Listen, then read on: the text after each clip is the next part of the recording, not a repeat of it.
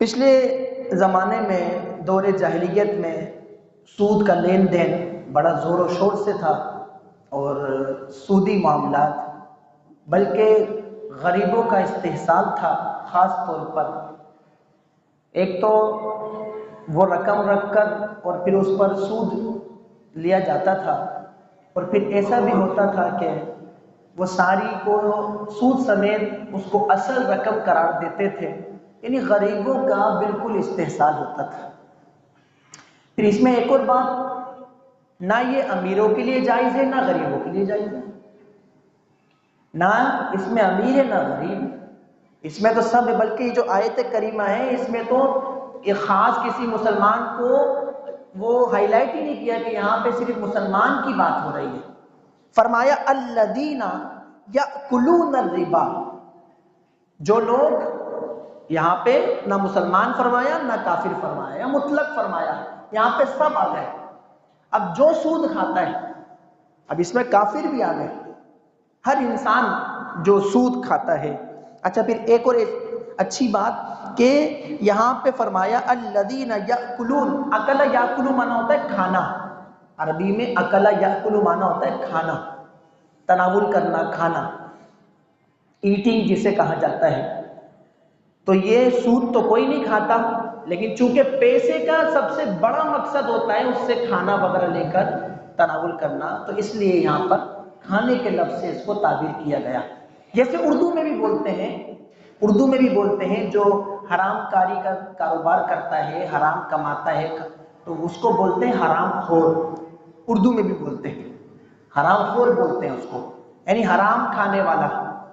حالانکہ وہ لین دین کر رہا ہے لیکن اس کو اردو میں بھی حرام خور بول دیا جاتا ہے، مطلب حرام کھانے والا،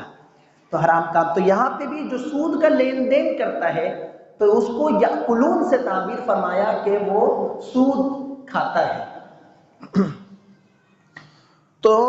فرمایا جو لوگ سود لیتے ہیں، کھاتے ہیں، لا یقومون الا کما یقوم الذی یتخبطہ الشیطان من المس، قیامت کے دن جب قبروں سے اٹھیں گے، ایک قبروں کی حالت میں مفسرین نے بتایا دو باتیں ہیں،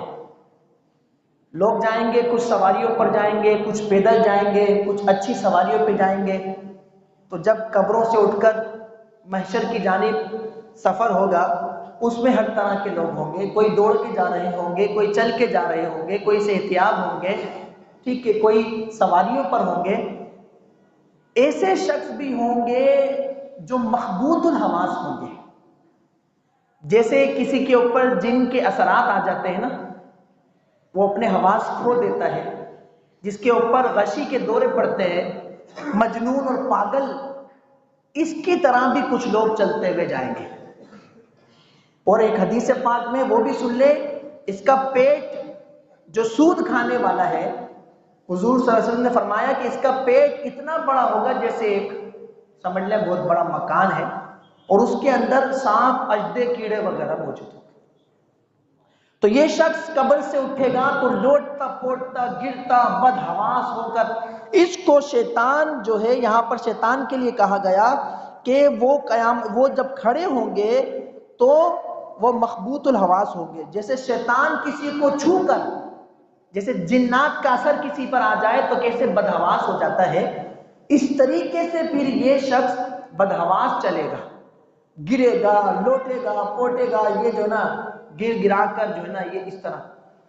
حالانکہ بڑے بڑے کافر کے لیے یہ بات نہیں کی گئی جو سود کھانے والے کے لیے بات کی گئی، وہاں تو چہروں سے پہچان ہو جائے گی، یہ سود کھانے والا، کھلانے والا، لین دین کرنے والا، یہ شخص یہ بدحواس قسم کا، مجنون اور پاگلوں کی طرح یہ محشر کی جانب چلے گا، اور اس کو لوگ اس حالت میں پہچانیں گے۔ پھر فرمایا ذالک بانہم، یہ وجہ کیا ہے؟ اس کی وجہ یہی ہے، قالوا انما البیع مثل الربا، انہوں نے کہا کہ بے جو ہے وہ انما البیع مثل الربا، ربا کی مثل ہے، بھائی تجارت اور ربا میں کوئی فرق نہیں ہے، وہ یہ جیسے میں نے شروع میں بات کی کہ اس میں بھی نفع نظر آتا ہے، اس میں بھی نفع نظر آتا ہے، لیکن میں نے ڈش کی مثال سامنے رکھے آپ، تو آپ نہیں کہیں گے یہ بات کہ بھائی یہ ڈش بھی تو یہ بھی بریانی کی پلیٹ ہے اور یہ بھی بریانی کی پلیٹ ہے، تو یہ کیوں حلال ہے اور یہ کیوں حرام ہے؟ تو پیچھے ریزن آپ نے جانا، تو اس ریزن کو جب ہم سمجھ گئے، اس وجہ کو جب ہم سمجھ گئے، تو یقیناً پھر ہم حرام کی پلیٹ کی طرف ہاتھ نہیں بڑھائیں گے۔ تو جب اللہ تعالیٰ نے فرما دیا، وہ کہتے تھے کہ وہ کہتے تھے بھائی ربا اور بے ایک جیسی ہے، وہ یہ کہتے تھے۔ سنیے، وَأَحَلَّ اللَّهُ، اللہ تعالیٰ نے حلال فرمایا ہے، البیع، بے کو، تجارت کو اللہ نے، کاروبار کو اللہ نے حلال فرمایا، بلکہ تجارت کو تو اللہ نے فضل فرمایا ہے۔ جمعے کی نماز کی وہ آیت مشہور کہ آپ سنتے ہیں، جب نماز پڑھ لو فَإِذَا قُضِيَتِ الصَّلَاةُ فَانتَشِرُوا فِي الْأَرْضِ وَابْتَغُوا مِن فَضْلِ اللَّهِ، جب تم نماز پڑھ لو تو پھر اللہ کے رب کو، فضل کو تلاش کرو۔ کاروباری لین دین کو تو اللہ نے جائز، جو بے ہے، کام کاج، خرید و فروخت، کاروبار، بے جو ہوتی ہے، اللہ تعالیٰ نے اس کو حلال فرمایا، اس کو بلکہ اپنا فضل فرمایا، اور حلال کا معنی عبادت فرمایا۔ حلال کے لیے کوشش کرنا یہ اس کے لیے عبادت ہے، بلکہ اسی حلال کمانے والے کی جب مزدوری کی بات آئی تو حدیث پاک بتاتی ہے کہ اس کا پسینہ خشک ہونے سے پہلے اس کی مزدوری، اس کی اجرت دے دو، پھر اس کو ٹال مٹول نہیں کرو، پھر اس کو ٹالو نہیں، اس کو دے دو۔ حلال کمانے کے لیے گھر سے نکلنا عبادت، حلال اپنے بچوں کو، بیوی بچوں کو کھلانے کے لیے عبادت۔ تو یہ حلال کمانا، کاروبار کرنا، یہ تو بالکل اللہ کا فضل ہے، اور اس میں تو اللہ تعالیٰ نے برکتیں رکھی۔ وحرم الربا، اور سود کو اللہ نے حرام فرمایا ہے، سود کو اللہ نے حرام فرمایا، سود حرام ہے۔ اب کوئی کچھ بھی کہتا رہے کہ جناب یہ سود کے بغیر نظام نہیں چل سکتا، چل سکتا ہے، لیکن آج تک کوشش کس نے کی؟ فَمَنْ جَاءَهُ مَوْعِظَةٌ مِّن رَبِّهِ فَانْتَهَىٰ فَلَهُ مَا سَلَفَ، پس جو آئی تمہارے پاس، جس کے پاس نصیحت آ گئی اس کے رب کی طرف سے، فَانْتَهَىٰ، چھوڑ دے، فَلَهُ مَا سَلَفَ، اب یہ احکام آنے سے پہلے جو کچھ لین دین سود کا کیا تھا، عرب معاشرے میں ہوتا تھا، فرمایا اب اس کو چھوڑ دے۔ اس سے پہلے جو لیا، ابھی تک احکام نازل نہیں ہوئے تھے،